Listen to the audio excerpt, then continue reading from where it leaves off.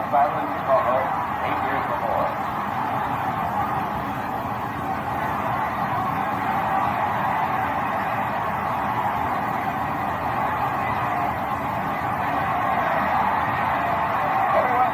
By the fury of Lewis's attack.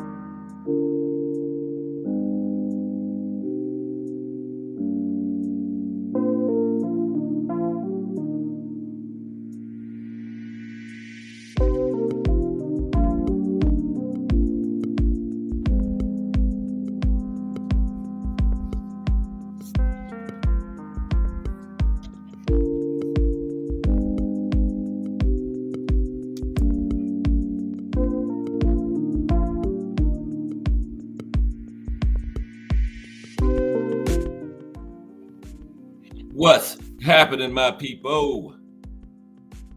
It's Cass Sports again, back for another afternoon with the family. Now, as usual, before I get started, let me give a shout out to the JBT community. It's just boxing talk. We're a group of people who just love to talk boxing. And we're always looking for others to join us. And you don't have to have a podcast. The only requirement is you just have to love to talk boxing.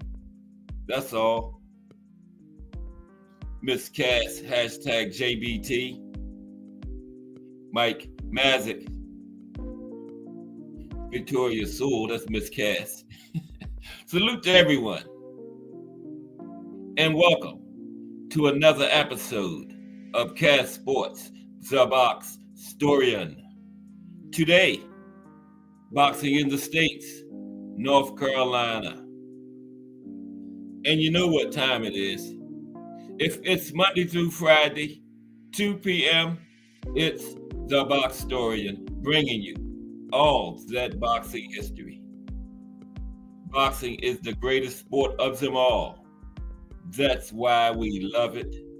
Can't get enough of it. Mike Grimm. Salute, Mike Grimm. How are you today? Boxing in the States. Yeah, today is Thursday. It's another episode of Boxing in the States, North Carolina. Today,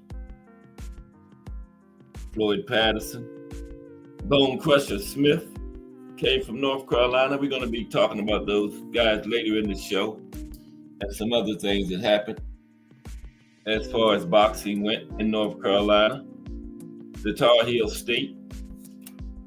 But first, we're going to talk about some highlights of boxing history or boxing history highlights.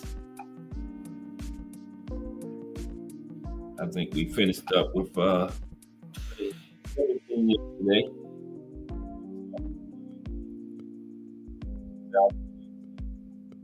But how's everybody? It's Thursday. Pulled up on another weekend.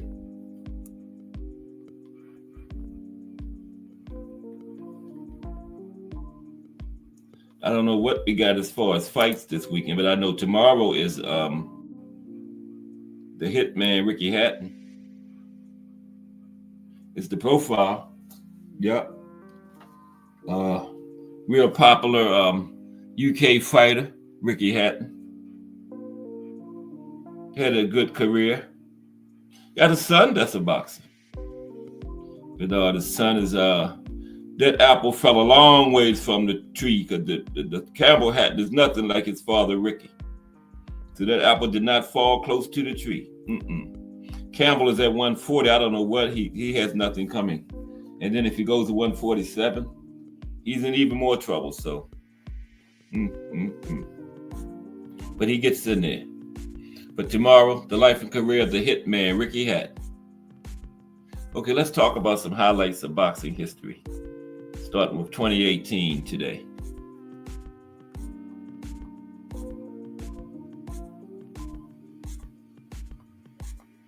How's everybody this afternoon? Got another meet and greet coming up in New York. It's going to be the day before the Tank Lamont Roach fight. Okay.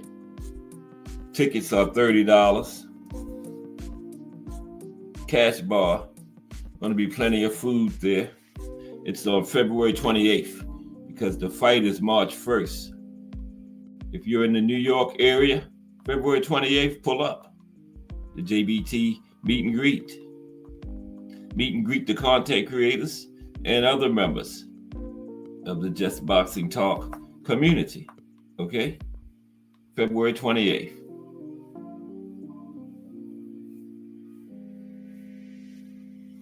Okay, we get ready to start the highlights of boxing history. If I can find 2018.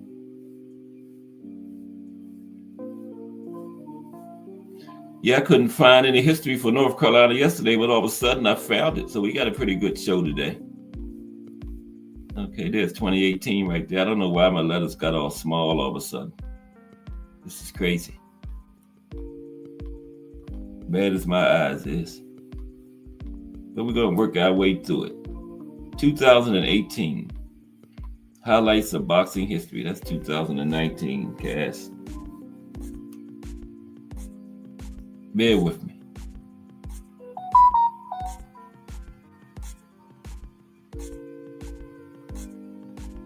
Okay.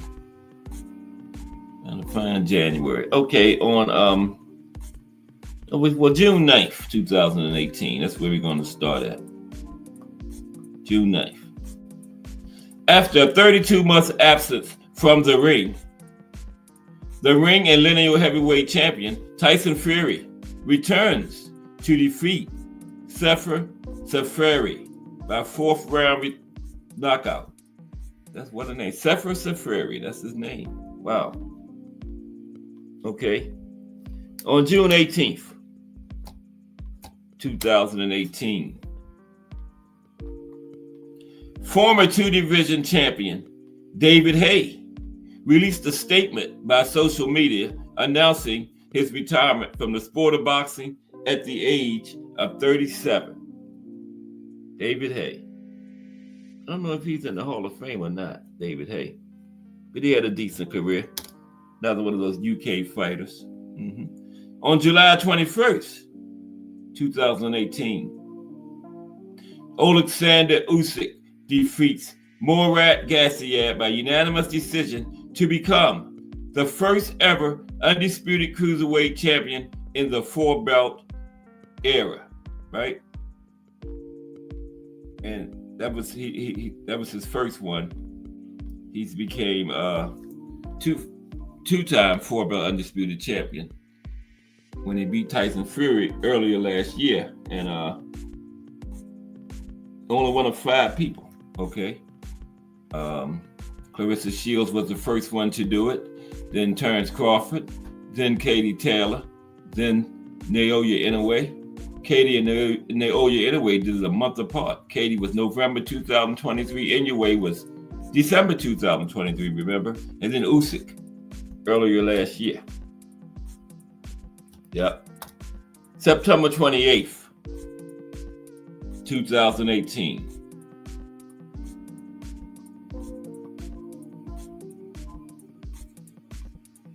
Callum Smith defeats George Groves by 7th round TKO to win the WBA and the vacant Ring Magazine Super Middleweight titles in the final of the World Boxing Super Series. Final of that tournament, Callum Smith pulled it out. Then December 1st, 2018. Last one for 2018, December 1st. Jumping around here.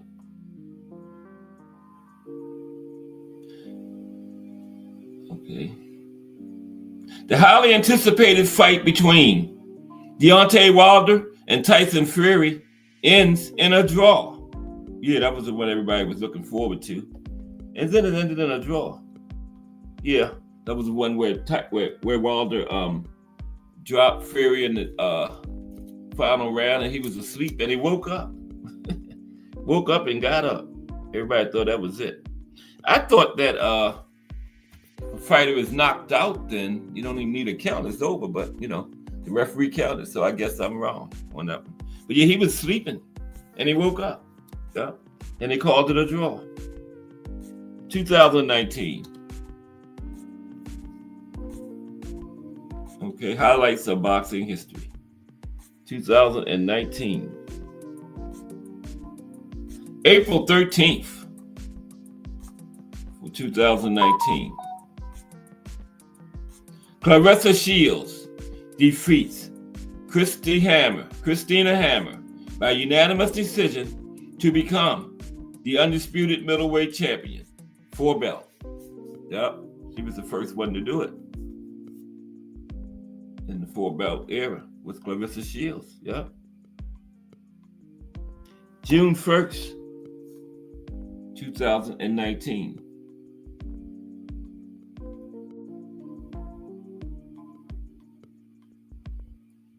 Late replacement Andy Ruiz Jr. upset undefeated Anthony Joshua at the Madison Square Garden and became the new unified heavyweight champion. Yeah, remember that one? That was a big one. That was a big one there. And then, also on June 1st, Katie Taylor beat Delphine Persoon by majority decision to become the undisputed heavyweight champion. That was her first one. Because remember, she got, I think it was, the junior welterweight in 2023 for a second one. Yeah, that was her first one at lightweight for Katie. Yeah. One of 5 to be undisputed in 2 weight classes. Okay, now 2020s. 2020s. Got to come out and go into the 2020s. Boxing in the 2020s. And how's everyone today? Thursday afternoon, pulled up on the weekend. It's boxing in the States today. North Carolina. Okay. Floyd Patterson. Bone Crushers from North Carolina. On February 22nd, 2020. In the second part of what became a trilogy, Tyson Fury defeats Deontay Wilder in the 7th round when Wilder Corners threw in the towel and Fury won the WBC heavyweight title and then vacant ring heavyweight title. Yeah, that's when Wilder got rid of Mark Breland because he didn't think the towel should have been thrown in. Well, Breland should have let Fury put him to sleep then. You know? Yeah, he was done. Yeah, he was showing no type of defensive responsibility at all, and he was done. Yeah, Breland saved him by throwing the towel in, but Wilder complained. And he got rid of Breland. Then he got the guy he's got now. I think Breland was much better for him than this guy. Yeah, he's lost 2 straight. Then he had that debacle against Zhilei Zhang, where he turned around like he was walking out of the ring. Joseph Bailey in the building. Yeah, Sugar Ray Leonard was born in Wilmington. That's right, Joseph Bailey. Yeah, moved to Maryland when he was like 3, but yeah, he was born in North Carolina. Sugar Ray Leonard. But salute Joseph Bailey. Good to see you today, bro. Yeah. Sugar Ray from Wilmington. Boxers from North Carolina. Yeah. I was thinking, I had done him when I did Maryland boxing in the States. But yeah, Sugar Ray is good enough. He deserves another mention for North Carolina. We got a couple of them like that. Like Thomas Hearns was born in Tennessee, but he's known for Michigan, Detroit, that Clark, Jim, and all that Emmanuel Stewart. Yeah, but he was born in Tennessee. Yep. And Sugar Ray Robinson, he was born in Georgia, but when you think of him, you think of Detroit, New York, when you think of Sugar Ray Robinson, you don't think of Georgia or the Hitman, you don't think of Tennessee, but that's where they were really born in. And like Joseph Bailey said, Sugar Ray was born in North Carolina. Yeah. That's Joseph's home state, North Carolina. Wow. Okay. Let me see. On September 20, we just doing a little highlights of boxing history right now until about 2:30. On September 26, 2020, right? 2020. September 26. Okay. Got a couple of them.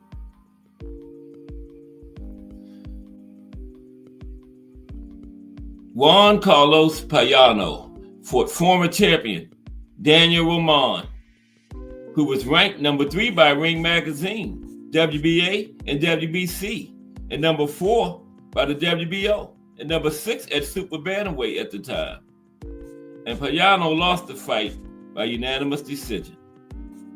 And then Maurice Breedis defeats Uniel Dorticos to win the IBF and the Ring Cruiserweight titles, as well as the WBSS Cruiserweight division. To date, this is the last World Boxing Super Series fight to take place. A lot happened on September 26th. October 3rd, Jose Zepeda defeats Ivan Baranchyk by 5th round knockout. This fight would be the Ring Magazine Fight of the Year for 2020. Yup, Fight of the Year. Alexander Usyk defeats Derek Chisora by unanimous decision in a WBO World Title Eliminator. That was on October 31st, 2020, Halloween. Okay. On November 28th, 2020, Joe Joyce defeats Daniel Dubois by 10th round knockout to win the British Commonwealth and vacant European heavyweight titles. And following the fight, it was revealed that Dubois had suffered a broken left orbital bone and nerve damage around the eye. Yeah. Then on November 28th, 2020, that was when Mike Tyson and Roy Jones Jr. fought an 8-round exhibition, ending in a draw, remember? Probably was already a draw before the thing started. Terrell Cameron. What's up, Terrell? Salute.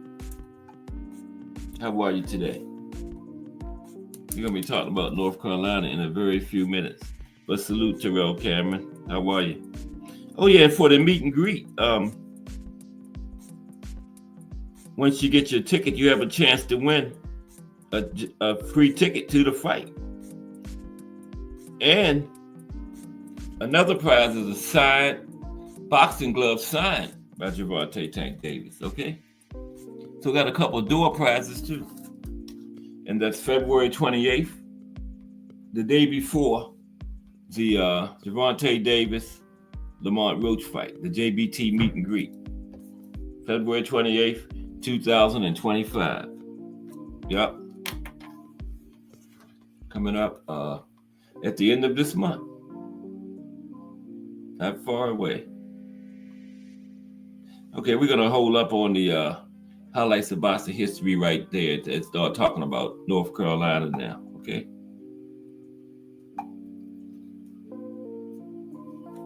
But how's everybody today? It's Thursday. We pulled up on another weekend. We who do we have in the ring this weekend? I think it's a heavyweight fight. But we know we got the big one coming up in a few weeks. The week after next is fight week, as a matter of fact, for David versus David.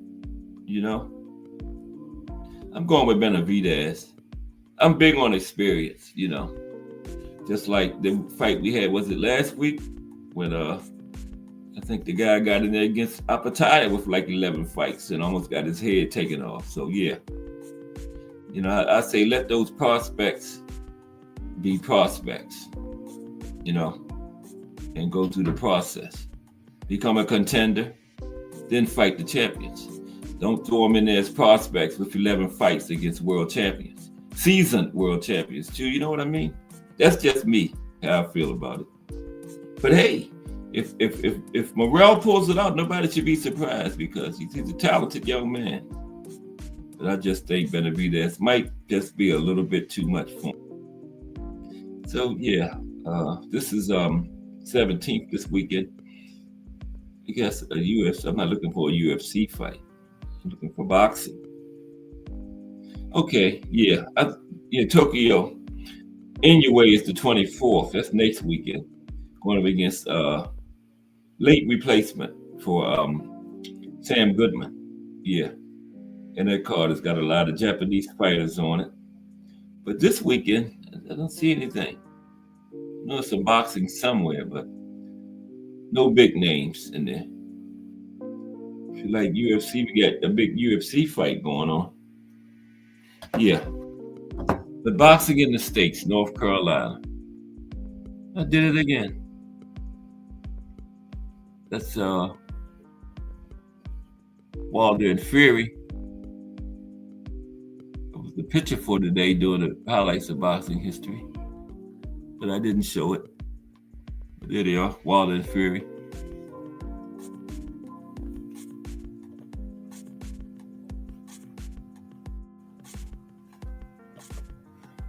I don't know why it's, uh-oh.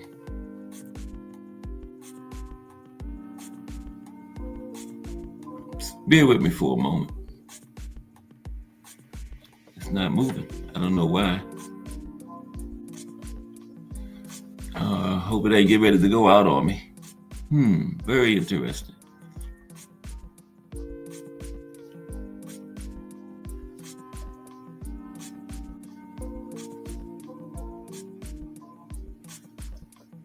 Having some technical difficulties here. Oh, there we go. Okay. Boxing in the States, North Carolina. You got 1 minute until 2:30. Bad luck. Start before 2:30. That's when the technical difficulties start, and we go off the air and all that kind of stuff.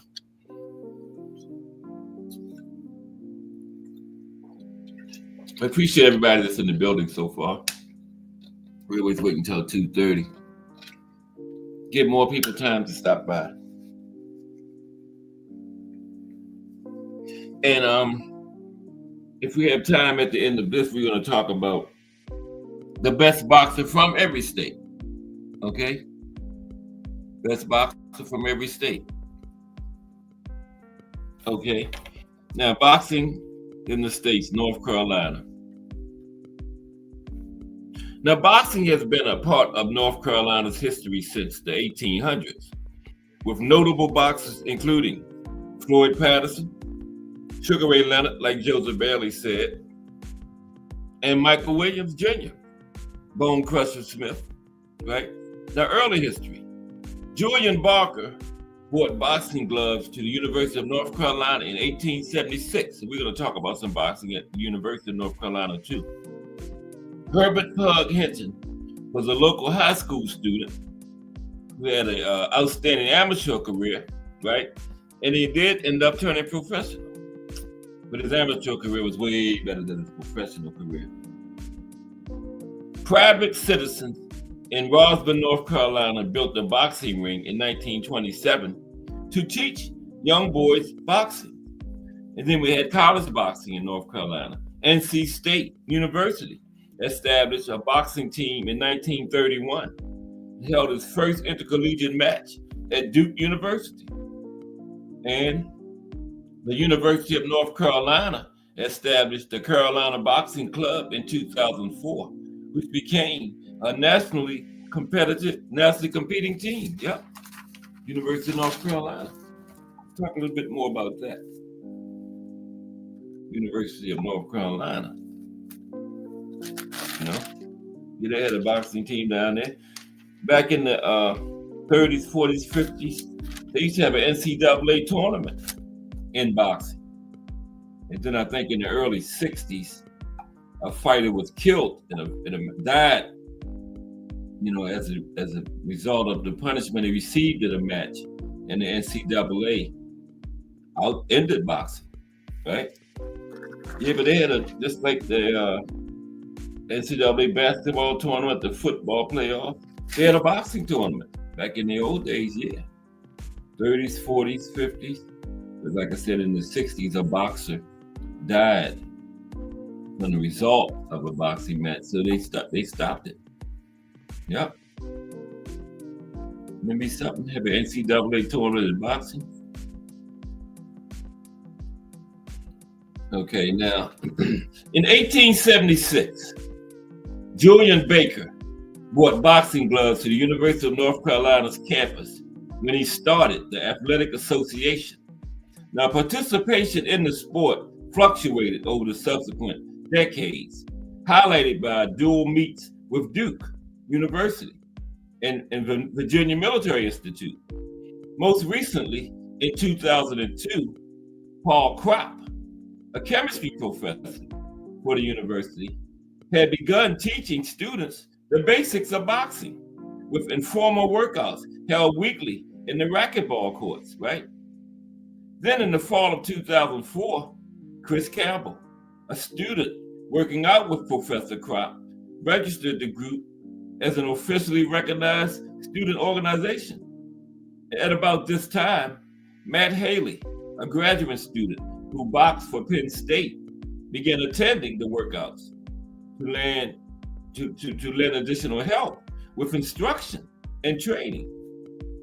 Now, registering the club with the National Collegiate Boxing Association remained only a topic of discussion until Dan Carlton finished his freshman season as a UNC varsity wrestler in 2006. Dan was interested in boxing competitively and became the catalyst for transforming the informal workouts into a nationally competing team. He asked Matt Haley to step in as the first coach and begin the Carolina Boxing Club with 3 members, Dan as the president, and Frank Zong and Travis Boyer as the team captain. Then in the fall of 2006, the club held its first workout open to the student body and the community, and achieved a membership of over 50 members. Mm-hmm. Now, workouts can attract over 100 participants, and trials for the competing team are held several times a year. Yep. University of North Carolina Boxing Club. Okay. Now let's talk about some boxing in Brevard County down there in North Carolina. Okay. Boxing in Brevard County. Al Booger in the building. What's up, Al Booger? How are you today? Boxing in the States, North Carolina. I know yesterday I said I couldn't find it, but I found a little history, few things of boxing that happened about boxing that happened down there in NC, the Tar Heel State. Okay. Now boxing in Brevard County. Let's see what that's about. I mean, boxing in Brevard, Pennsylvania County. That's where that's Joseph Bailey's home state. Mm-hmm. Now imagine walking in downtown Brevard in the early evening, and you hear the faint, distant sounds of a voice intoning, and in this corner, at 140 pounds. Now casual strollers could hear this during the mid-1950s, when during a short window of 3 years, boxing matches were held on a regular basis. It wouldn't for one moment. Yeah, in the late 50s, that was. Okay, there we go. Okay, back up here. Okay, now let's continue. Boxing, the fights were held on a regular basis. Now, prior to that time, there were few organized events that took place in Brevard. 2 amateur fights were staged at the Brevard Playhouse in 1938 between several teams of boxers, including one from the Civilian Conservation Corps. Now, in the early 50s, Ecuster Mill held several amateur boxing matches at their annual 4th of July picnic. This is not to say there was no interest in boxing in Transylvania County. In 1927, private citizens in Rosemont constructed a boxing ring between the Rosemont Cafe and Whitmire's Barbershop, complete with lights and seating to instruct young boys in the arts of fisticuffs. Now, the Brevard News noted that within a few weeks, we may be able to turn out a multitude of young Dempseys, young Jack Dempseys. And there was also great excitement during the early 1930s when Herbert Pug Hinton, a local boy still in high school, won a series of amateur fights, leading him to turn professional with some limited success. But all his fights took place out of the county, a number of them at the Osceola Lake Pavilion in Henderson County. Jarrell Hattie and Kensaw Love won in the building. I'll just say y'all together. Kensaw Love won and Jarrell Hattie in the building. Salute to my biggest supporters there. Good to see y'all today. We're just talking about a little boxing history in North Kakalaki. Okay? But salute Kensaw Love won and Jarrell Hattie. And now I done lost my place. Okay. Okay, here we go. Now, regular fights came to Brevard through the efforts of a single individual named Carl King Chastain Jr. Now, Chastain was born in Leicester, North Carolina in 1931. He was a tremendous athlete and he had four lettermen at both West Buncombe High School and the Ben Lippen School. Playing football, he lettered in 4 sports: football, basketball, baseball, and track. Okay, he picked up boxing at the age of 16 and embarked on a sporadic professional career at 18, just fighting occasionally.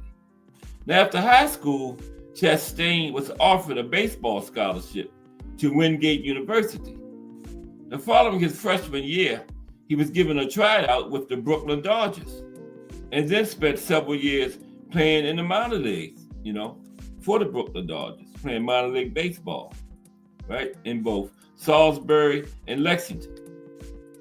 Now, choosing a new direction, he moved to attend Brevard College, right? And he supported his wife and young son by working the graveyard and evening shifts at the Ecuster paper mill, right? Allowing him to attend Brevard College during the day. Yeah, I'm getting a little sick too. Hear it in my voice. They say it's something going around. Now, Chastain somehow found time to pitch for both the Augusta and Brevet College baseball teams. Wow, pitched for both teams. Playing and managing the Brevet American Legion team, volunteering at the Camp Harry H. Strauss coaching school for boys, and bowling in the Augusta Interdepartmental Bowling League. Now, needing additional money for college, he began fighting as a lightweight, primarily in Asheville, North Carolina, and other small cities in the region. Now, it was not easy for someone with Chastain's schedule, okay? After a losing effort in a 10-round fight against Don Bauman in Knoxville, a Transylvania Times reporter observed how difficult it is to fight 10 rounds after working a graveyard shift. Yeah, I guess that would be kind of tough, wouldn't it? He worked the graveyard shift, then he went into the fight, a 10-round fight. Wow. Now, as if he was not busy enough, Chastain, together with John Anderson, organized the Amateur Brevet Boxing Club for teens in late 1954. Okay? Now, the club was organized into two groups of fighters. Those under or over 17 years of age. Had an under 17 and an over 17, okay? Now, the young men trained in the basement of the Picklesheimer building on West Main Street. Now, during the years between 1955 and 1957, they fought similar clubs from towns such as Tryon, Waynesville, Asheville, and Spartansburg, okay? Some even went as far away as Florence, South Carolina, okay? He went out of state for some fights. Now, the brevet fights were usually held at the American Legion Hall, and admission money went to worthy causes like the March of Dimes or Boy Scouts. Now, the Moose Lodge was also a sponsor. Each fight usually had 10 to 12 fights of 3 rounds each, right? Each card had 10 to 12 fights of 3 rounds each. Now, as an added attraction, Chastain himself would usually fight another professional boxer for free. Gil Cohen, the well-known professional baseball player, even refereed one fight. The fighters in the Brevet Boxing Club included Bob Peanut McCall, Alan Jones, Eddie Taylor, Joe Hubbard, Randall Branson, Howard Tiger, and Francis Fanning. Now, a group of 3 brothers, Cecil, Brian, and Boyce Lowry, all participated. Cecil, who went by the nickname of Biff, B-I-F-F, Biff, was referred to as Brevet's knockout artist, okay? And the hardest punching amateur boxer in the Western Carolinas, according to promotional materials, right? He must have had pop. Now, the club was usually successful. Now, in one fight, Brevet won 11 out of 14 fights on one card, right? And several of the fighters won Golden Gloves awards, right, in their weight divisions. Some fights included African American fighters.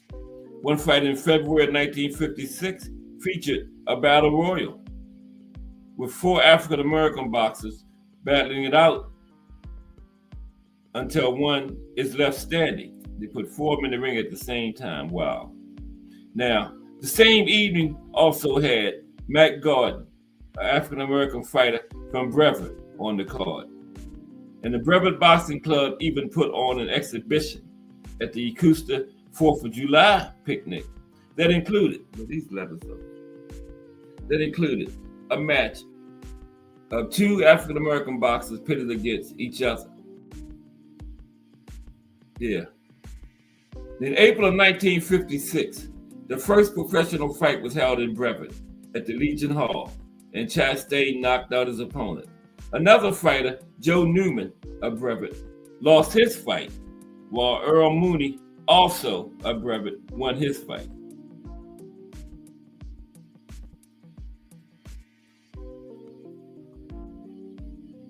Okay. Yeah, almost done. Now, there's no more mention of the boxing club in the newspapers from 1957 on. Okay, no mention of them after 1957. Now, Chastain himself had set his sights on winning the North Carolina lightweight championship. He defeated Willie Dean, Ray Hutchins of Charlotte, and then James Page of Durham to set up a title fight against Rocky Randall, the lightweight champion of Florida. In January of 1958, 30 days before his title fight with Randall, Chastain was in the hospital to have his tonsils removed. Now, according to the newspaper, the fight was still on, but according to boxing records, the fight never took place. The reason unknown. And Chastain ended his professional career with 20 wins, 18 losses, and 1 tie. His final fight was against Buck Earnhardt of Hendersonville, North Carolina in October 1959, which he won by points. After leaving Brevet, he founded and coached several youth baseball and football teams. He picked up bowling again and qualified for a PBA regional event, right? Wow. Qualified in the PBA.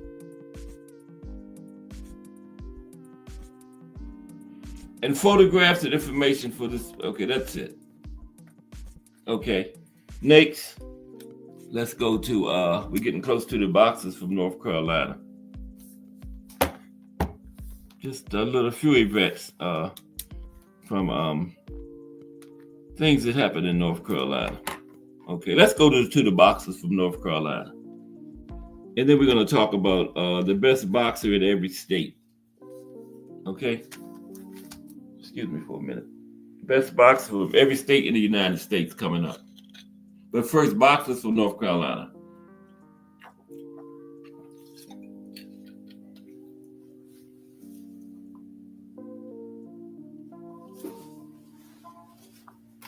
Okay. How's everybody today, though? It's Thursday, almost the weekend. Next, we got the next is fight week. David versus David. Of course, I got David Benavidez, David B. Okay. First boxer from North Carolina is going to be Floyd Patterson. Of course, Sugar Ray Leonard is from North Carolina too. He was born there. And he moved to Washington, D.C. when he was 3 years old. And then not long after that, he moved to Maryland, the great state of Maryland, where I am. Okay. Heavyweight champion, Floyd Patterson of Cleveland County. He's going to get a little bit more than the usual boxer from the state because, you know, Floyd was an Olympic gold medalist, 2-time heavyweight champion. He used to be the youngest heavyweight champion ever at 21 before Mike Tyson took that from him. And Floyd was the first man to win the heavyweight championship 2 times. You know? Yeah. Now, on November 30th, 1956, Cleveland County native Floyd Patterson, only 21 years old at the time, became the youngest undisputed heavyweight champion in boxing history after knocking out Archie Moore in the 5th round of their fight, right? That was the old mongoose fight in Archie Moore. And Archie was really a light heavyweight. He had ventured up to heavyweight. And yeah, he got beat by Floyd. But Floyd was a small heavyweight, so that was a fair fight. Now, born in the small town of Waco in January 1935, Patterson left North Carolina for New York City with his family at a young age. He got his start in boxing training under the legendary manager, Constantine Cus D'Amato. And he began fighting on the amateur circuit in 1950. Yeah, these letters are a lot bigger than that last article. I know y'all heard me struggling with it. Now, anyway, Floyd was selected for the 1952 Summer Olympics in Helsinki, Poland, and earned the middleweight gold medal while he was there. He came out of with the gold medal, Floyd did. Yes. Now, Patterson successfully defended his heavyweight title 4 times, but he lost it to Swedish boxer Ingemar Johansson in June 1959. A year later, he won the title back, becoming the first heavyweight to regain the championship. That's how, after Joe Louis and Jack Dempsey and all those people, Max Baer, Floyd was the first one to ever get it back. That's hard to believe, man. Now, Patterson retained the title in another fight with Johansson in March 1960, but lost it for what would be the last time in September 1962. That was against the Big Bear, right? Until, like I was saying yesterday, the Big Bear beat him twice. And first round knockout, and the second fight was only like 4 seconds different. 4-second differential from the knockout in the first fight. Now, on retiring from the sport of boxing in 1972, Floyd had a record of 55 wins, 8 losses, and 1 draw.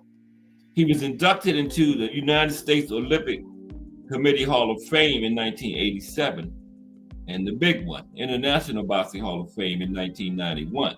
That didn't start until 1990. I don't know why Floyd didn't go in 1990 with all the rest of those old school fighters.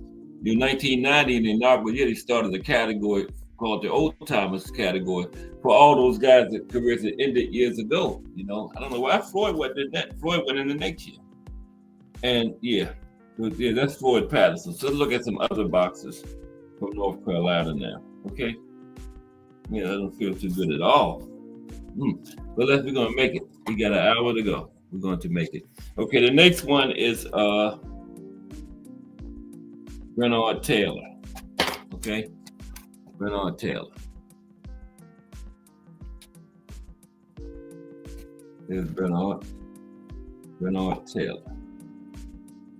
Boxers from North Kakalaki.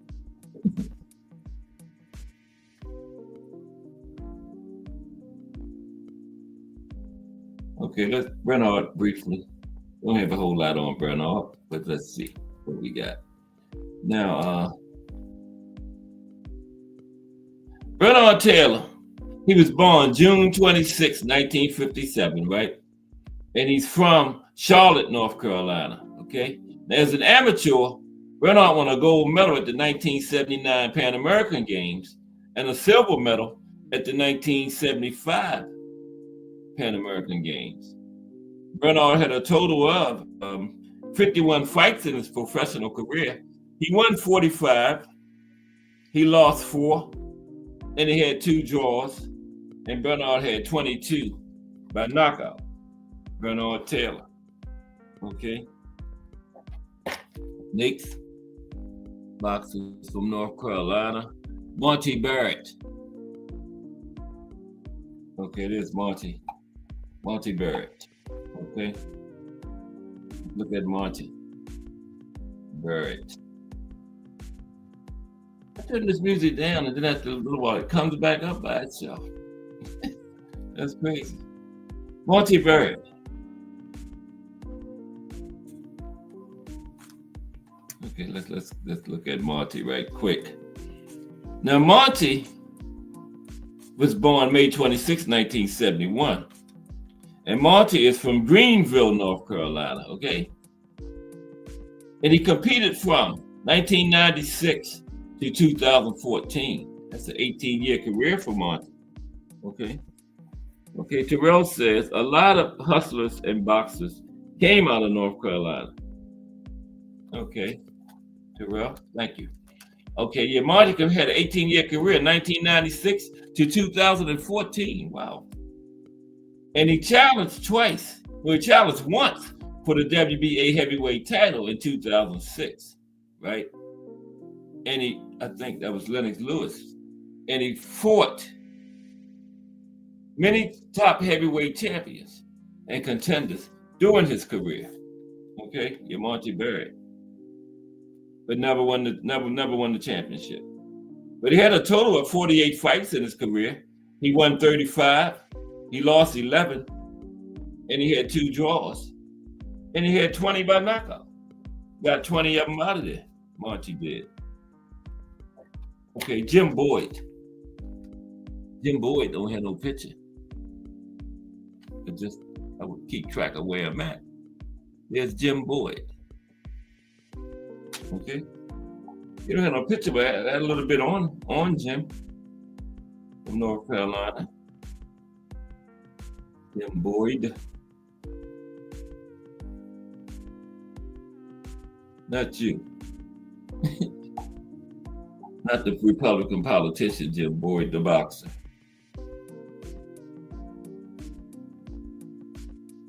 Jim Boyd, the boxer. Here's Jim Boyd, the boxer. I should have put in James. There we go. Now, James Boyd is from North Carolina. Rocky Mount. Jim Boyd is from Rocky Mount, North Carolina, okay? And he competed in the light heavyweight division during his career as an amateur.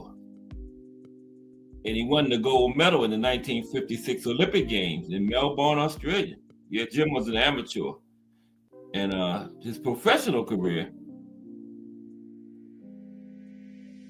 he only had 5 fights, okay? Limited professional career. He won 2 and had 3 draws out of his 5 fights. No, he had 7 fights. He won 2, lost 2, had 3 draws. And he got one person up out of there, had 1 knockout. But he's from Rocky Mount, North Carolina. No wonder he ain't had no picture. Jim, you don't deserve no picture. Damn. Okay. James Broad, boxers from North Carolina. James Broad. Here's James. James Broad. This is Boxing in the States, North Carolina. We are to the segment Boxers from North Carolina. And then we're going to talk about the best boxer at every state in a few minutes, since we're going to have a little time left. We're going to do that when we run short every time boxers in the state. We're going to go back to the boxers from every state. It's going to be a continuation type thing. Okay?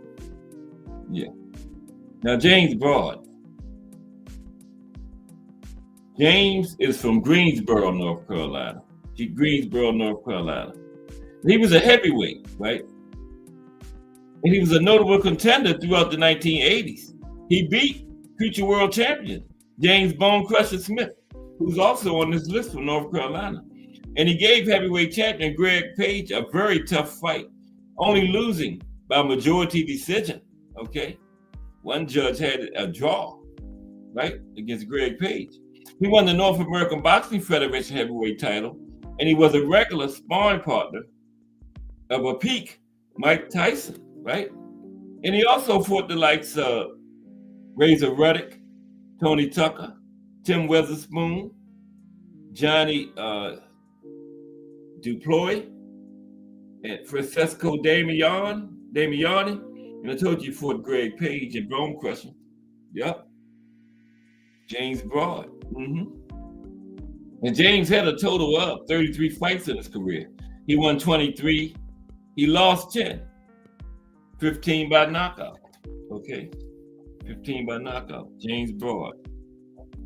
Calvin Brock. Boxers from North Carolina. Calvin Brock. There's Calvin. What's up, Calvin? Okay, let's talk about Calvin for a minute. CB, Calvin Brock.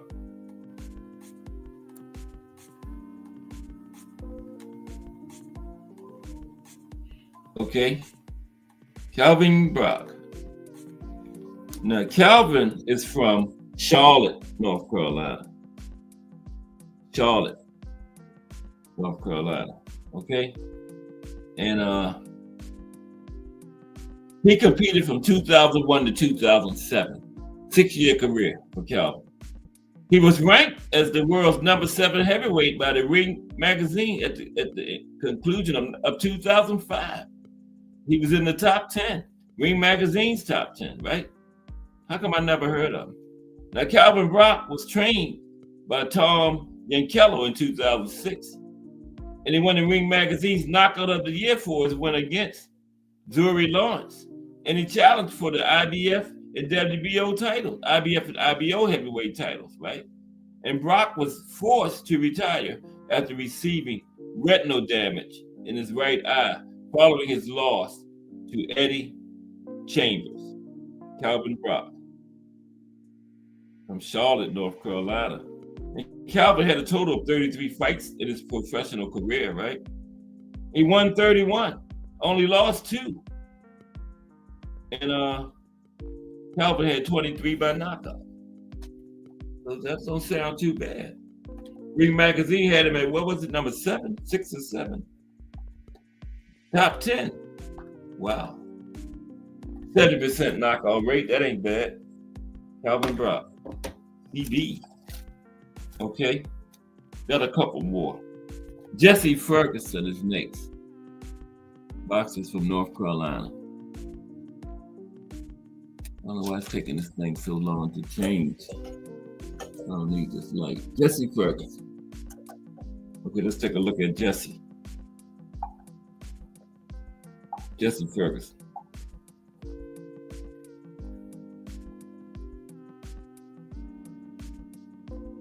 Baseball Ferguson. How's everybody though? Hope everybody's enjoying the show. Appreciate everybody that's stopping by. You know, a lot of people don't like boxing history and stuff.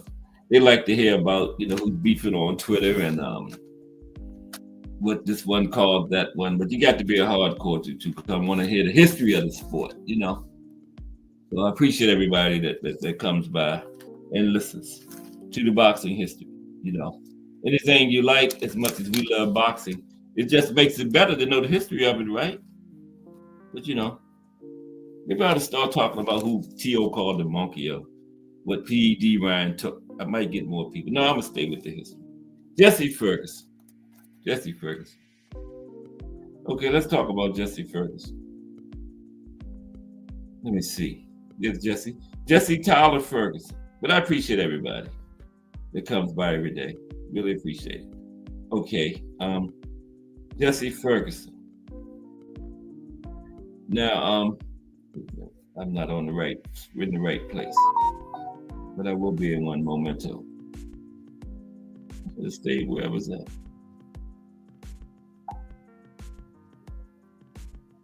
I got the actor Jesse Ferguson. I want the boxer.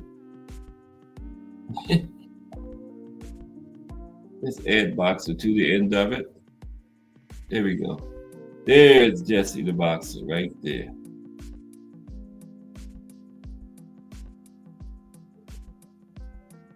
There we go. Now, Jesse was a heavyweight title challenger and top contender. He beat undisputed heavyweight world champion Buster Douglas during his career, right? That didn't take much because the Buster Douglas that fought Mike Tyson, he only fought one time. And the other Buster Douglas, I don't know who that was, so yeah. But Jesse Ferguson did beat him, right? And he also beat Ray Mercer, right? And he beat Tyrone Boozer. His professional career is filled with fights with champions and contenders. And his name is linked with numerous boxing stars of the 1980s and 1990s. But Jesse just couldn't get any of them in there in a championship fight. Yeah, but he beat some big names, man. Jesse Ferguson did. His nickname was the Boogeyman. Wow. You better be nice if your nickname is the Boogeyman. Now Jesse had a total of 44 fights in his career. He won 16 and lost 18. Wow. And he had, but he was in there with some big names, okay? Won 16. No. He won 26 and lost 18. Sorry, Jesse. He had 16 knockouts. Okay. Jesse is from North Carolina. It doesn't say where. But Jesse Ferguson. And there was some big names. He beat some big names. He beat Buster Douglas and Ray Mercer. Okay. And Ray was champion at one time. So I guess when Ray got that title, he was like, "Nah, I'm not fighting Jesse Ferguson. He already beat me once." A couple more. Okay. Who we got next? Rodney Moore is next. Boxers from North Carolina. Remember, Sugar Ray Leonard's from North Carolina too, like Joseph Bailey said. But I'd done Sugar Ray from Maryland, but he deserves mentioning. He's that good. Yeah. I think it's just Joseph said Rocky Mount, North Carolina. But he moved to Washington, D.C. at 3 years old. And then not long after that, they moved to Palmer Park, Maryland. That's where he was living when his boxing career played out. Palmer Park, Maryland. Yeah. But he was born in North Carolina. Like I was saying at the beginning, Thomas Hearns, known for Detroit and that Jim, Emanuel Stewart, all that. But Thomas Hearns was born in Tennessee. You put Thomas Hearns on some of this boxers from Tennessee, somebody gonna look at you like you crazy. You know, Thomas Hearns is Detroit, right? But born in Tennessee. Mm-hmm. The Hitman. And we got a Hitman tomorrow for the profile. Hitman Ricky Hatton. Now, Rodney Moore. Come on, man. Well, that ain't the Rodney Moore I'm talking about. Damn, this says a dog. The dog X-rated stars. No, that ain't him. No. That ain't him. Mm-mm. You talking about the box. That's what it says. An adult film star. Damn, not that Rodney Moore. Rodney Moore's a boxer. Let's get him up here. That's what it said, man. Look at that. It said Rodney Moore, the adult film star. Damn. Okay, here's Rodney Moore, the boxer, right here. Okay. And Rodney is from Wilmington, North Carolina. From Wilmington, Rodney Moore. Okay. Yeah, I appreciate you, Terrell Cameron. Appreciate you. You're one of my loyal, regular supporters, and I appreciate it 1,000%.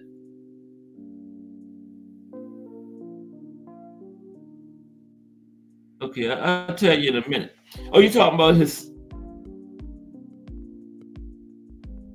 He got a son. You mean his son, Terrell? How old is his son now? I'll tell you in a minute how old him and his son is. But Rodney is from Wilmington, North Carolina. Is that Rodney? Man, did I change it? No, I didn't. I think that's Rodney right there. Bone Crusher is next. Oh, no. Oh, that is Rodney. That's Bone Crusher right there. I knew it, Bone Crusher. This Bone Crusher on the right. Okay, Rodney Moore. Now, he fought in the super lightweight division. He was born in Wilmington, North Carolina, but he later moved with his family to Philadelphia, right? Pennsylvania. And he initially wanted to become a policeman. He changed his mind upon graduating from the IST Academy, Institute of Security and Technology, to become a professional boxer instead. Moore then worked as a security officer at Pennsylvania Community College and a disc jockey in various Philadelphia clubs while undergoing training as a boxer in his spare time. Yep. Rodney Moore. And he had a total of 50 fights in his career. He won 38, lost 10, had 2 draws, and he knocked out 10 people. Rodney Moore. And next we got a couple more. Bone Crusher. Bone Crusher is next. James Bone Crusher Smith. Now that's a great name for a boxer, ain't it? Bone Crusher. Wow. Okay, we got some new people. We got Stay Humbled in the building. What's up, Stay Humbled? How are you? We doing boxing in the States today, North Carolina. We were just talking about some boxers from North Carolina. We got a couple more. James Bone Crusher Smith was from North Carolina, but salute, stay humble. Appreciate you stopping by. Boxing history, Monday through Friday at 2 p.m. Yeah. Yeah, I'm great. Stay humble. Good to see you. Like and subscribe for me, please. And stop back by. Monday through Friday, 2 to 4. Okay? Let's look at James Bone Crusher Smith. Bone Crusher had a good professional career. I don't know if he made the Hall of Fame, though. I don't think he had that kind of career, but he was pretty good in some big fights. Yeah, that's quite a name for a boxer, ain't it? Bone Crusher. Man, I don't even know if I would fight him. Who's your Bone Crusher wants to sign to fight? Oh no, find me another opponent. Bone Crusher. But let's look at Bone Crusher, okay? But first, Bone Crusher. Where was Bone Crusher from? Magnolia, North Carolina. Bone Crusher was from Magnolia, North Carolina, okay? And he competed from 1981 to 1999. Bone Crusher had an 18-year career. Wow. And he held the World Boxing Association heavyweight title from 1986 to 87. And his boxing career began after winning the U.S. Army Base Championship and touring Germany. He fought notable boxers like Iron Mike Tyson, Big George Foreman, and the Eastern Assassin, Larry Holmes. Wow, he fought those three big names. He lost to all of them, but he fought them. In December 1986, promoter Don King offered Bone Crusher the chance to fight Tim Witherspoon for the WBA title at Madison Square Garden. Yeah. James Bone Crusher Smith from Magnolia, North Carolina. And Bone Crusher had a total of 62 fights in his career. He won 44, he lost 32, and Bone Crusher, no. He won 44 and lost 17. And Bone Crusher had one draw. He had 32 knockouts. What is that, like 70-something%? 32, 44. Yeah, 72%, not bad. 72%. Appreciate that, Terrell Cameron. Yeah, boxing history. Like I was just saying, anything you love, like we love boxing, knowing the history of it makes it just that much better. This is the final one from North Carolina. Female boxer, Paulette Ewell, E-W-E-L-L. Is that? See, my name is S-E-W-E-L-L. It's Sewell, so I know it ain't Ewell, because everybody call me Sewell, but it's Sewell. So it's her name is Ewell, E-W-E-L-L. Most people would say Ewell, but no, it's not Ewell, because my name ain't no Sewell. It's Sewell, S-E-W-E-L-L. So hers is, what, Ewell? I don't know. But let's take a look at, I'm going to call her Carlette by her first name, okay? Carlette Ewell. E-W-E-L-L. That's her last name. Okay. We're making it on through. Let's call that up there. Big girl, too. Wow. Must have been a heavyweight. Super heavyweight. Now, Carlette, she won 5 professional boxing titles in her career, including the WIBA World Light Heavyweight title of the Women's International Boxing Association, and light heavyweight title, right? And she was a box weight #1 heavyweight during her career, right? Carlette, E-W-E-L-L. And she's from Winston-Salem, North Carolina. Carlette was Winston-Salem. Yeah. I like that name, though. Stay humble. Yeah, that is an excellent name.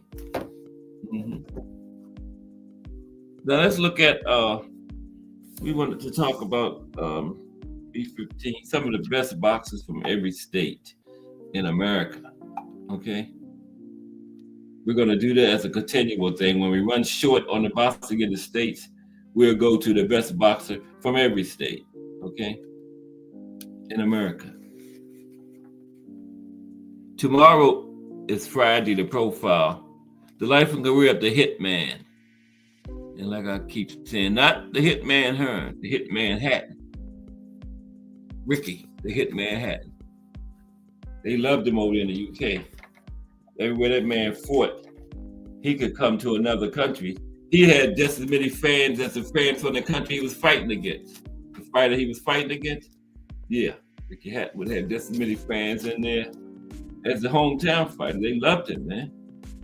Then they start that what's that song? Sweet Caolina, whatever it is. Then they start that from Ricky Hatton. Then they did it for everybody at the wall.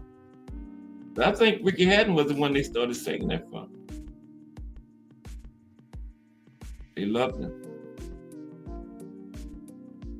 Kind of known for that check hook Floyd caught him with. Remember? Yeah. Ricky ran right into that. And that was the beginning of the end. That wasn't the end of it, but after that, it didn't take long for Floyd to get him up out of there. Yeah. But Ricky was tough, though. We're going to talk about him tomorrow. He got a son that fights. And you know how they say the apple didn't fall far from the tree? Well, Ricky Hatton's son, as far as boxing, that apple fell a long ways from the tree because Campbell is nowhere near Ricky's level, okay? Nowhere near. He's at 140. I don't know what he's going to do at 140. There's nothing there for him. He can't beat anybody in the top 15. And then if you go to 147, he's in even more trouble. So yeah, that apple fell a long ways from the tree, Ricky Hatton's son, as far as boxing. Go way over there somewhere. Mm-hmm. You like that, Terrell? The apple fell a long ways from the tree. Now, although boxing has been relegated to niche status in the United States, it is so firmly rooted in America's sporting consciousness that the country continues to produce myriad world champions to complement the sport's robust history of legendary figures. Now, we're going to look at the greatest fighter that's going to be by birth from each state in the union.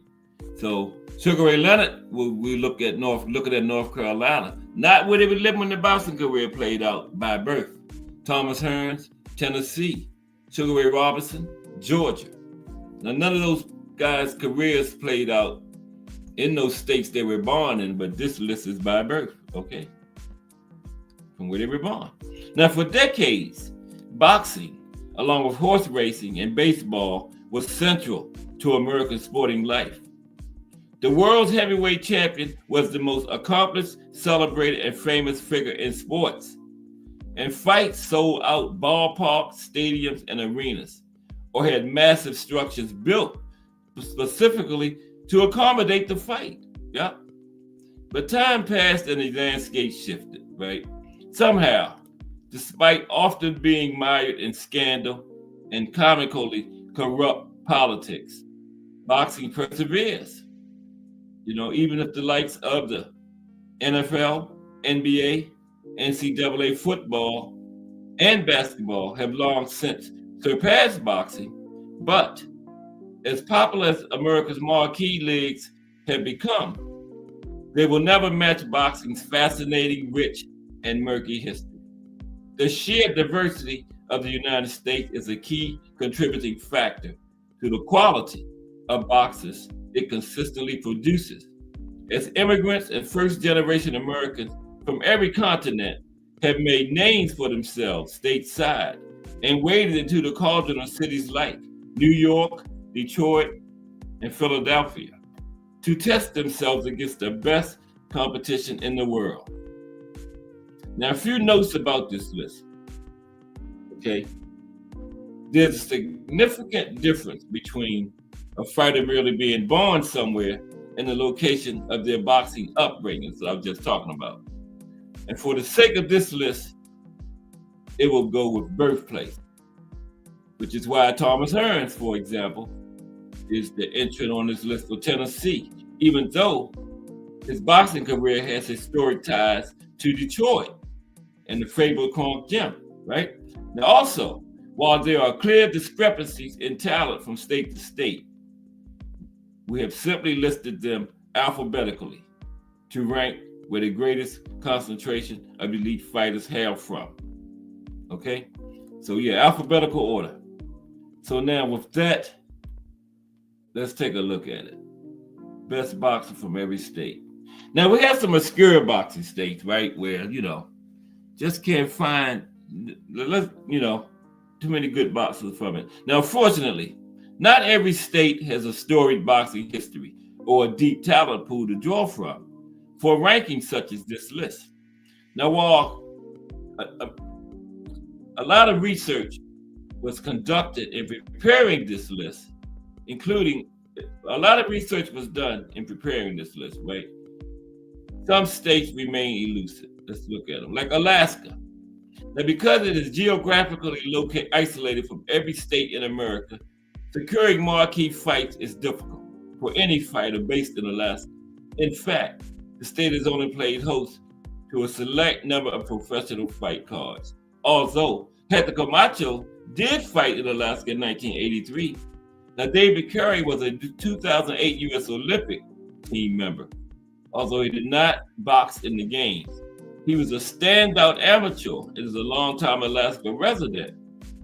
He now runs a boxing academy in Anchorage, Alaska, right? He was a pro prospect, but he had to retire due to injuries before joining the pro ranks. Never turned professional. So Alaska we're not gonna have a boxer from Alaska. That's what I'm saying. And also, New Hampshire. The only recognizable name from research conducted in New Hampshire boxing history was Nottingham's Jason Lehoyer, who was 21 wins, 7 losses, 1 draw, 8 knockouts. He was a journeyman who fought for a slew of minor and regional titles during his career. And he faced the likes of Carson Jones, Julio Cesar Chavez, and Peter Quillen. So New Hampshire won't be there. Nevada. Now this is crazy, right? Nevada. Now, because Las Vegas has a practically unmatched boxing tradition, curiously though, the state itself hasn't produced an abundance of elite fighters. Now, while the likes of Floyd Mayweather Jr., Mike Tyson have called Nevada home, it tends to be a state where boxers migrate to, okay, not from. You don't hear too many big name boxers coming from Las Vegas. But, the big name boxers go to Las Vegas, move to Las Vegas, right? And that said, Ishii Smith was 29 wins, 8 losses, 12 knockouts. He was the first Las Vegas-born boxer to win a championship title, right? So we're not going to have anybody from Nevada.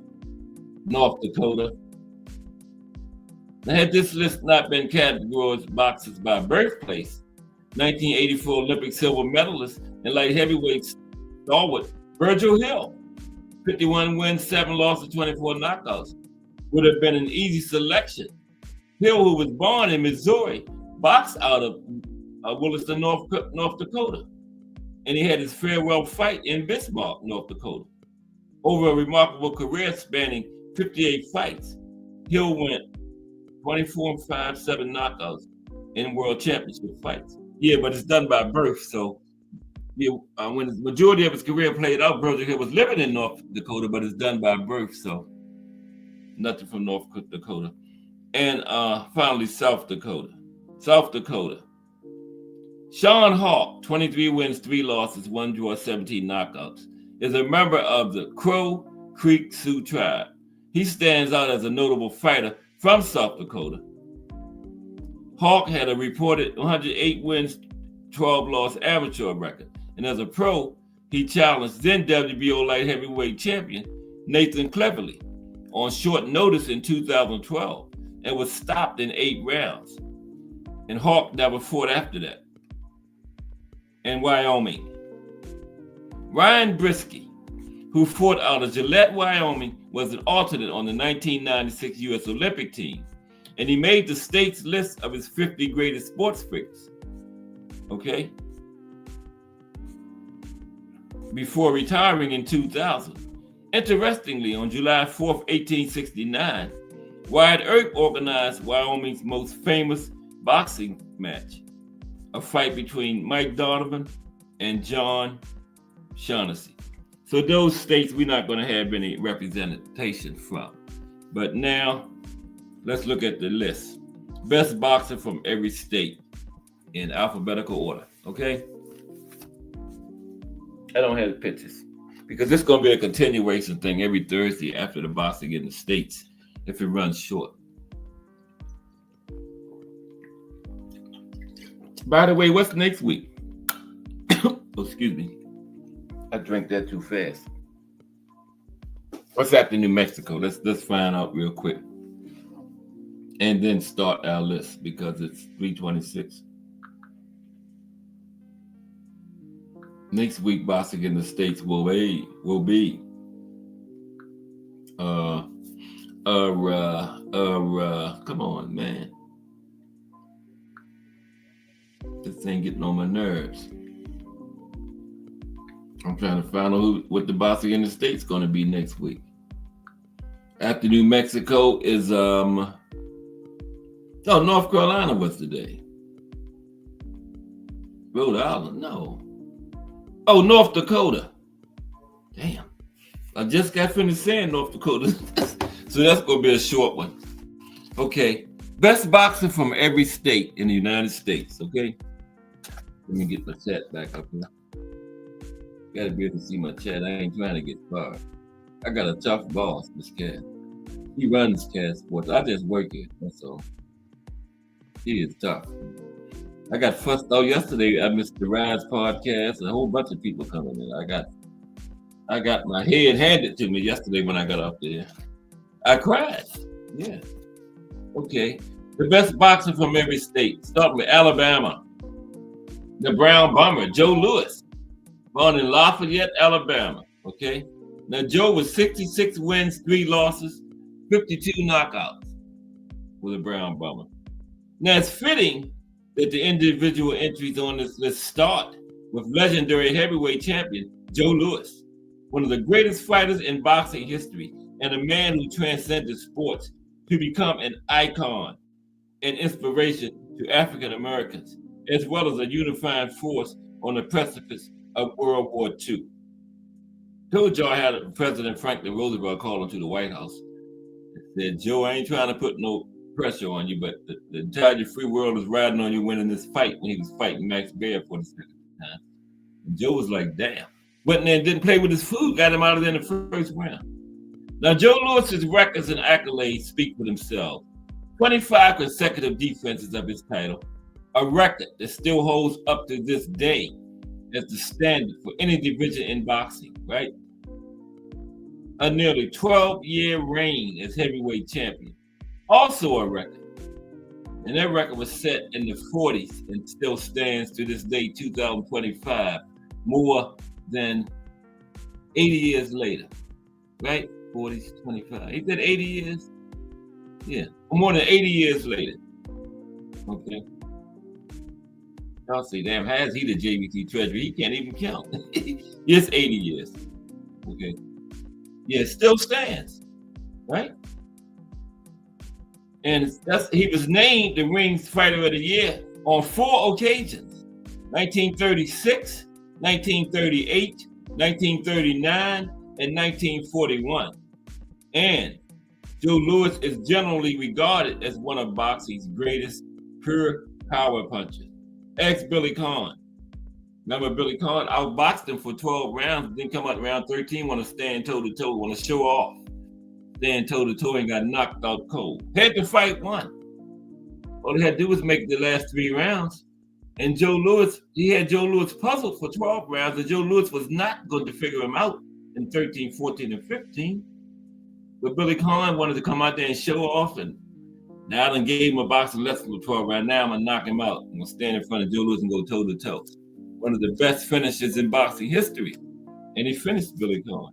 But anyway, despite his infamous Bum of the Month club, Louis shared the ring with fellow luminaries like The Rock, Rocky Marciano, Jersey Joe Walcott, Billy Conn, Ezzard Charles, John Henry Lewis, Jimmy Bivens, and famously German Max Schmeling. Having lost to Smelling in 1936 by knockout in Ring Magazine's Fight of the Year, Lewis avenged his defeat by punishing first-round knockout in one of boxing's truly transcendent events as the world headed towards war. Eventually, Lewis and Smelling became friends, a testament to both their characters. Smelling was the pallbearer at Joe Lewis's funeral. Now, although Lewis struggled financially later in life and would eventually succumb to cardiac arrest after suffering from pugilistic dementia, he remains a uniquely indelible figure in a sport filled with them. The Brown Bomber, Joe Louis. Okay, this is the best boxer from every state. Next is Arizona, Michael Carbajal. Okay, Michael Carbajal from Arizona, born in Phoenix, Arizona. Michael Carbajal had when he retired with a record of 49 wins, 4 losses, 33 by way of knockout. Now, few junior flyweights have ever been as dynamic or packed as much dynamite in their fists as Michael Carbajal did. He clearly stands out from a relatively thin list of fighters born in Arizona, but Carbajal, no current fighters. Because David Benavidez is from Arizona, but these no current fighters. Okay, maybe 1 or 2, if you really, really, really like that. Like Bud might get Nebraska. Florida's retired. Bud might get Nebraska. I don't know. We'll see. But anyway, the Carbajal clearly stands out from a relatively thin list of fighters born in Arizona. But Carbajal, who was inducted into the International Boxing Hall of Fame in 2006, was a genuinely great fighter who just happens to be perpetually overlooked because he competed at 108 pounds. Yeah, those guys down there always get overlooked, man. In those lower weight classes, yeah. Because a lot of people don't follow them. You got to really, really be into boxing to really, like us. Now, we know about those lower weight classes, but a lot of fans, they don't go no lower than like 140, like 135, lightweight, or 130, down there where Shacky and all them at. But when you get down to like 118 and all that, a lot of people don't even pay attention to those classes. So that's why Carbajal is really overlooked. But with a record of 15 wins, 3 losses, 10 knockouts in championship fights, and 9-4, 5 knockouts against other world champions, Carbajal consistently faced top opposition during his extended run at the elite level. Now, Carbajal was known by the moniker Manitas de Piedra, or Little Hands of Stone. Little Hands of Stone, okay? Like Roberto Duran, the Hands of Stone. Carbajal was Little Hands of Stone. And a homage to Roberto Duran, but also a testament to his worth as a fighter. Carbajal had pop. Case in point, in 1994, the ring named Carbajal the greatest light junior flyweight ever, right? Which marked a symbolic culmination of the talent he oozed after claiming silver at the 1988 Olympics as part of one of the greatest ever U.S. boxing squads. Yeah, I would say agree. Carbajal is the best junior flyweight 108 ever. I can't think of anybody. Well, not Manny. I think Monster was down there. I would have to get a nod to Carbajal. Yeah, at 108 as the best ever. Yeah, he gets my vote for it for sure. Okay. Now, yeah, and then that Olympic team, 1988 was one of the ones, along with 84, 76. 80 don't get credit because 1980 didn't get to go because who's the president then? Well, no, it wasn't Ronald Reagan. Jimmy Carter said they couldn't go because Russia had invaded Afghanistan, so they was punishing Russia in Moscow. Olympic was in Moscow, so they said, we're not going to send our team over there. But I was upset about that, man, because these kids trained their whole life to go to the Olympics. Did some politician going to get in the way of it because of some political stuff? And then, like I told you, they was punishing Russia for invading Afghanistan, but 20 years later, the United States invaded Afghanistan. So it's just crazy, man. But they should have let their Olympic team go to that. And then the Olympic was in Los Angeles in 1984. And you know the Russians didn't come. And their closest ally, the Cubans, didn't come. So those two Olympics have asterisks by it because the Russians and Cubans wasn't there in 84 and the Americans wasn't there in 1980. And a lot of fighters that have medals in boxing would not have had them if all those countries had competed in all those Olympics. Yeah. But one interesting fact about Carvajal's career that's both refreshing and aberrant is that he retired with a meaningful win. His last fight, which took place in June of 1999, was a TKO victory over then emerging world champion and all-action star Jorge Arce. Ironically, Carvajal was named the Ring's Comeback Fighter of the Year, following that movie-worthy swan song, a fitting end to a remarkable career. Michael Carvajal. This is the best fighter from every state in the United States. Okay. Next is Arkansas. The best fighter ever from Arkansas is the Big Bear, Sonny Liston. The Big Bear, Sonny Liston. I like saying that. Place of birth, Johnson Township, Arkansas. The Big Bear had a professional record of 50 wins, 4 losses, and 39 knockouts. Okay? Now, few fighters have ever possessed as potent a left jab, not to mention as fearsome a scowl, as former heavyweight champion, the Big Bear, Sonny Liston. One of boxing's true marquee intimidators, Liston made opponents quaver and cultivated a demeanor that preceded famous fear inspirers like Mike Tyson and Aaron Pryor and Big George Foreman. His Sonny was before all of them. Now, the bulk of Liston's accomplishments came before his ultimately brief stint as the world's heavyweight champion. Although his 2 one-round decapitations of Floyd Patterson created an aura of invincibility, the likes of which few fighters have ever had. Okay? The honor and burden of carrying. Some of Liston's other marquee wins included stoppages of Nino Valdez, Wayne Bethea, Zora Fowley, Albert Westphal, Roy Harris, Mike DeJohn, and Cleveland Williams twice. Those are huge heavyweight names from the 1950s. Huge heavyweight names from the 1950s. Sonny beat all of them, the Big Bear. Now, Ali, that's why Ali said he was acting so crazy leading up to the list of that first one, especially fight, because Ali said he was trying to cover up how scared he was. He said he was terrified. You know, every time he got close to Liston, he was terrified. So he acted crazy to cover it up. Now, of course, Liston is unfortunately best remembered for the role he played in the rise of Muhammad Ali.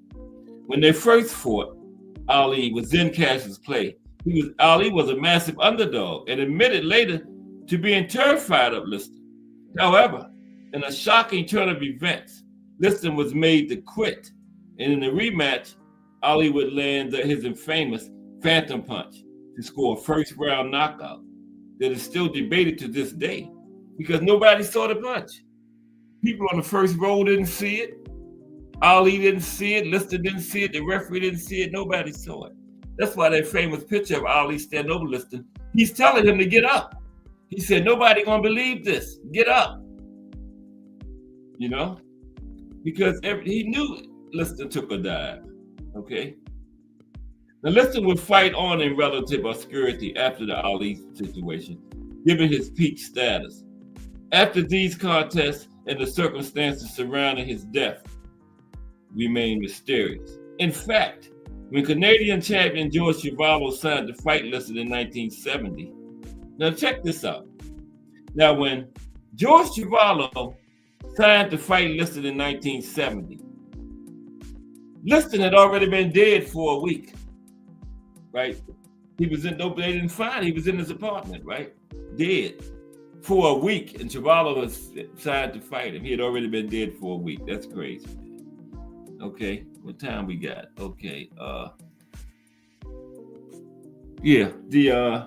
best fighters from every state in America.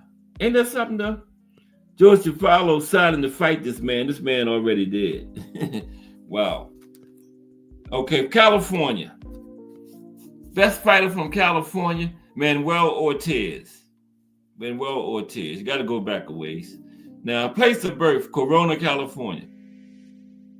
He had a professional record of 100 wins, 28 losses, 3 draws, 54 knockouts. Everybody had a lot of losses back then because the best always fought the best. You wasn't going to have no O, okay? Because you fighting the other best fighters every time you get in there. And sometimes you fighting, like, you might fight today, which is what, February the 16th? Then you might fight March 1st, a couple weeks later. That's how they did it back then. Told y'all about Jake LaMotta. He fought Sugar Ray 3 weeks apart. And then 2 weeks later, he fought somebody else. 3 fights in like a month. So, yeah, Manuel was 100 wins, 28 losses, 3 draws, 54 knockouts. Now, Manuel Ortiz was one of the greatest ever bantamweight champions and one of the fighters who defined the 1940s.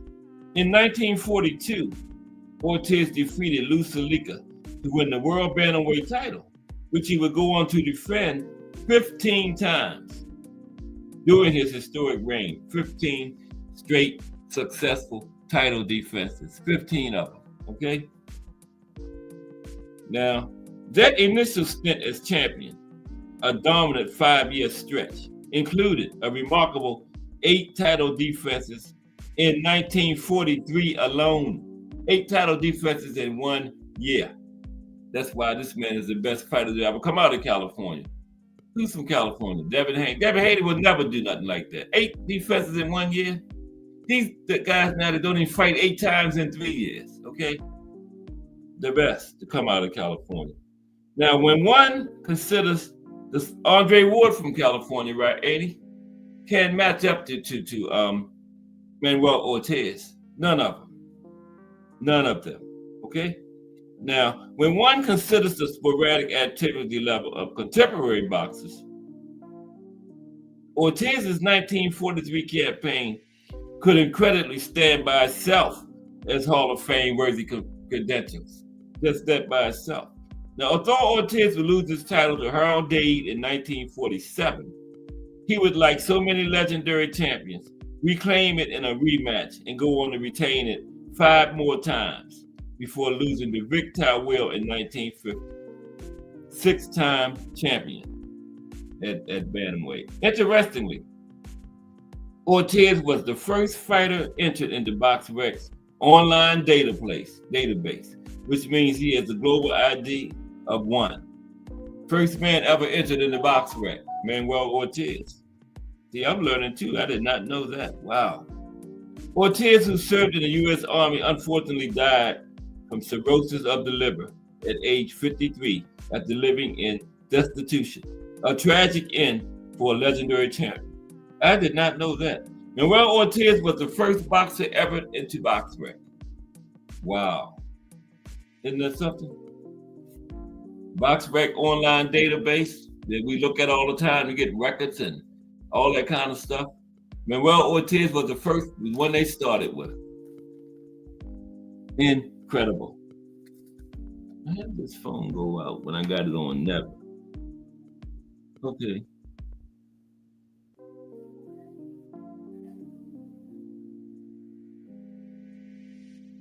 Okay. Let's get another one in. Well, we're going to do these best boxers of all time on Thursdays after the boxing in the States. We're going to do the best boxers. It's going to be a continuation thing. So let's get another one in. We got 20 minutes, 15 minutes. Let's go to, what was it, California? Colorado. Best boxer from Colorado. Who else? The Manasseh Mauler, Jack Dempsey. Place of birth, Manasseh, Colorado. Now, Jack Dempsey had a professional record of 54 wins, 6 losses, 9 draws, 44 knockouts for Jack, okay?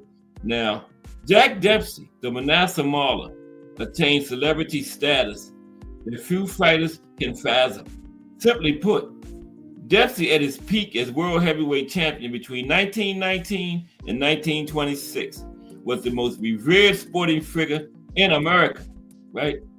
That's not just boxing, that's all sports. Around the time when Babe Ruth was out there, Red Grange, football, Bobby Jones in golf, Bill Tilden in tennis, Jack Dempsey was more popular than all of them. Now Dempsey, he's a literal rags to riches story. He went from hopping trains and sleeping in hobo camps to participating in boxing's first $5 million gate. Dempsey is also credited with advancing boxing from a stylistic standpoint. His aggression, power punching, and fluid combinations, and the resulting brutal knockouts set a new benchmark for how to thrill and entertain audiences that sometimes exceeded 100,000 people. Okay? This combination of boxing chops, charisma, and the emergence of mainstream celebrity culture in the United States made Dempsey one of those rare figures seemingly destined for his time and place. Boxing greatness is largely contingent on indelible moments, win or lose, and Dempsey had a plethora of them. His wall title defense against Argentine Louis Firpo, which saw Dempsey knocked out of the ring before he rallied to stop Firpo, inspired George Bellow's iconic painting. And that fight was 10 knockdowns. He knocked Firpo down 9 times, and Firpo knocked him down once. 10 knockdowns, and guess how many rounds it was? 2 rounds. Just 2 rounds, 10 knockdowns in that fight, which Dempsey ended up stopping Firpo in the second round. Then his knockout of George Carpenter was the first fight to be broadcast on radio, right? As well as boxing's first ever $1 million gate. Dempsey famously lost his last fight to Gene Tunney in a contest that featured the infamous long count fight. But even in defeat, Jack Dempsey confirmed that he was larger than life and that no fight or count could encapsulate all he represented. The Manasseh Mauler, Jack Dempsey from Colorado. That's one more, then we're gonna shut it down. Oh yeah, we got to do this one. One of my favorites. We got to do this one. The best boxer out of the great state of Connecticut, the Will o' the Wisp, Willie Pep. Willie Pep from Middletown, Connecticut. Now get this. This is not a I'm not misspeaking now. He had a professional record of 229 wins, 11 losses, and 1 draw. 241 fights. Let me say that again. 229 wins, 11 losses, and 1 draw. 229 fights, 65 knockouts. He wasn't a knockout guy, okay? Now, unanimously considered to be one of the greatest period boxers of all time and the best featherweight to ever don a pair of gloves, Willie Pep, at only 20 years of age, won the New York State Athletic Commission World Featherweight Championship and would go on to amass a record of 134 wins, 1 loss, 1 draw, before losing the title to fellow legend Sandy Sadler, which precipitated the start of one of boxing's bitterest rivalries. In their second fight, Pep reclaimed his title by 15-round unanimous decision, although Sadler would ultimately prove to have his number. Tellingly, the Ring magazine in 1997 ranked their final encounter, which saw Pep succumb by 9th round retirement, as the 6th dirtiest fight in boxing history. Yeah, they kept throwing each other to the mat. One time the referee went to the mat with them, but they made up. They became best of friends after their career, started doing exhibitions together and everything. You know, you fight somebody 4 times, you can't help but to develop a certain respect for them, right? Yeah. So, but however, despite finding his kryptonite in Sadler, Pep's 2 title reigns and stylistic virtuosity secured him an impeachable legacy. Interestingly, though, Pep's legend also extends to boxing's rich apocrypha. There's a newspaper article by Dan, these big words now, I can't even spell that. There's a newspaper article by Don Riley. So some speculate it was written by Pep himself, alleging that Pep won a round in his 1946 fight against Jackie Graves without throwing a punch. Whether fact or fiction, Willie Pep seems like the only boxer who could have accomplished such a feat. But how do you do that? I guess ring generalship? I mean, if neither fighter landed a punch, wouldn't it be a draw? But they say the other fighter threw punches, but Willie won the round on ring generalship, making him miss and all that type of stuff. So I guess he did it. I don't know. Okay, but Willie Pep, we're going to start. That was Connecticut. Yeah, we're going to start right at the D's next time for the best boxer from every state on Thursdays after boxing in the States. Okay? It's boxing in the States. Find out the best boxer from every state. Now, let me write that down somewhere because I be done forgot. And y'all ain't going to remind me. Y'all have me up here looking silly trying to look for stuff and nobody remind me. No, I appreciate y'all, man. 1,000%. Okay, where we at? Delaware, right? Yeah, I got that written down. Appreciate everybody for stopping by today. Tomorrow is I forgot already. Ricky Hatton. Yeah, the hitman, Ricky Hatton. The UK hitman, not the American hitman. The UK hitman. And we're gonna talk about Ricky tomorrow. His great career. We're going to talk about the check hook fight where Floyd caught him with that check hook. And that was the beginning of the end for the hit, man, when he got caught by that check hook, remember? Kind of known for that. Yeah, Ricky is. And known as one of the best UK fighters ever, too. I got in top 10, top 5 UK fighters. Yeah, I got it. Ricky had in top 5, man. And like I said, he got a son that fights in the apple fell way away from the tree because Campbell ain't nothing like Ricky. Is Campbell still fighting? Yeah. And I couldn't find anything kind of significant fights for Saturday at all. You got Just Do Boxing, Nick, the voice of these YouTube streets. Don't forget to get your ticket for the meet and greet. $30, but it's going to be a lot of fun. Meet all the content creators. Get to meet me, Casper. Going to be there. Okay. We held at this place in New York on February 28th. I feel like I already know y'all. I just ain't met y'all in person, but we talk every day, so we'll meet in person. If you're in the New York area, meet Cass Sports, Miss Cass, and all of us, the content creators, are going to be in the building. It's going to be a fun event. Okay. So pull up. $30 a ticket. We got some door prizes. We got a ticket to the fight. You can win a ticket to the fight, and you can win a signed glove signed by Javante Tank Davis. Okay. So yeah, February 28th, the day before the fight. Is it 28 days in February this year? This ain't no leap year, is it? No. Leap year is like every 4 years on the even year. Yeah. So February 28th. In New York. I will have a commercial in about tomorrow. But I just did a commercial, word of mouth. That's the best commercial, right? Yeah. February 28th. Looking forward to seeing y'all, man. You know? And yeah, Just Do Boxing is next at 4. We get ready to get on up out of here. Really appreciate everybody. Let's see. I'm trying to see what Just Do is talking about today before we go. So we jump on over there to the voice of these YouTube streets. Everything unbiased and balanced. Everybody get their Just Do and Just Do Boxing, right?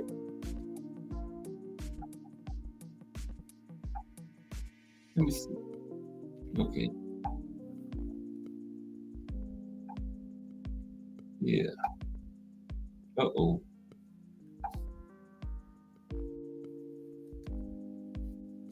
We're trying to find Just Do Boxing. Then we're going to get out of here.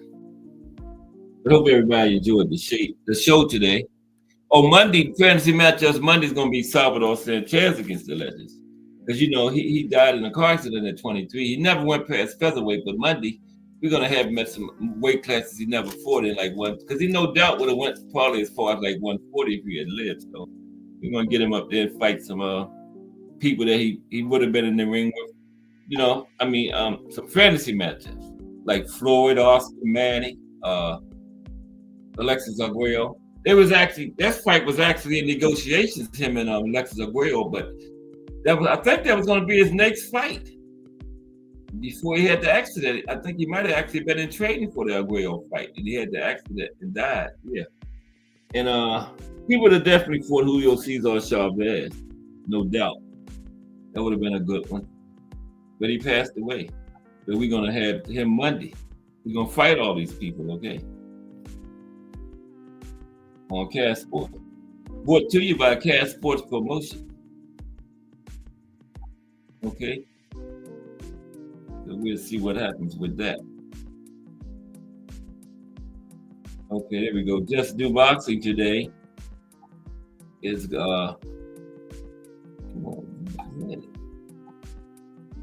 Ryan Garcia claims he's fighting Teofimo Lopez next. And Devin Haney says buy at 140. Is 147 the next move? Coming up next on Just Do Boxing. Okay.